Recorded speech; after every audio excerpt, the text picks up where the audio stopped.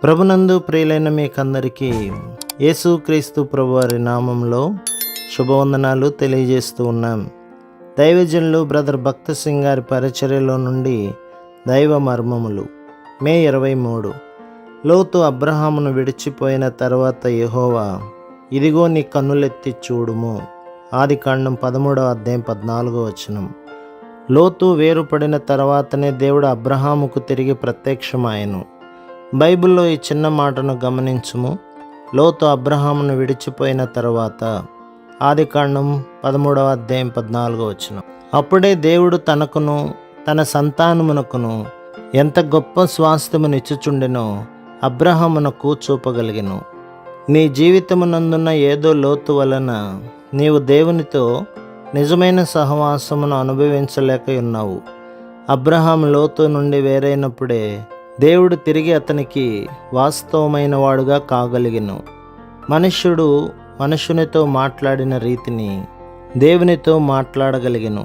దేవునితో తాను కలిగి ఉన్న అట్టి వాస్తవమైన సహవాసం వల్లనే తన దేశమును, పశువులను, ప్రశస్తమైన వాటిని దేవుని నిమిత్తమై విడవగలిగెను. లోతు అబ్రహాముతో నుండినప్పుడు దేవుడు మౌనముగా ఉండెను.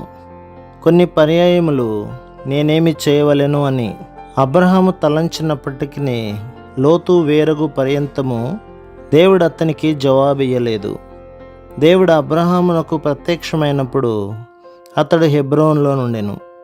ఆదికాండం 13:18. హెబ్రోన్ అనగా మొదటిగా సహవాసం అని అర్థం. మొదట దేవునితోనూ తర్వాత సహవిశ్వాసులతోనూ గల సహవాసం. లోతుతో నీకు గల స్నేహం ఇటువంటి సహవాసమునకు నిన్ను తీసుకొని రాదు.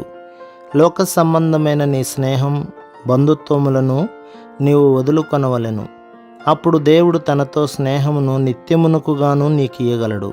రెండవదిగా హెబ్రోన్ అనగా విశ్వాసం. యెహోషువ గ్రంథం 14:11-13 మనము కాలేబును గూర్చి చదువుచున్నాము. అతడు యెహోషువ యొద్దకు వచ్చి, నాకు హెబ్రోనును ఇమ్ము. అనేక మంది బలాఢ్యులైన అనాలేకీయులు అక్కడ ఉండినను నేను వారిని జయించగలను. ఎలయనగా అనేక సంవత్సరములుగా నేను దేవుని రుజువు చేసి ఉన్నాను అని చెప్పెను. హెబ్రోను విశ్వాసమును గూర్చి మాట్లాడును. అనాకీయులకు భయపడక వారితో పోరాడుటకు సిద్ధపడము. నీ సజీవమైన విశ్వాసము ద్వారా బలమైన ప్రతి అడ్డును, ఆటంకమును నువ్వు జయించగలవు. ప్రభు మిమ్మును, మీ కుటుంబమును, మీ సంఘమును దీవించి ఆశీర్వదించునుగాక. ఆమేన్.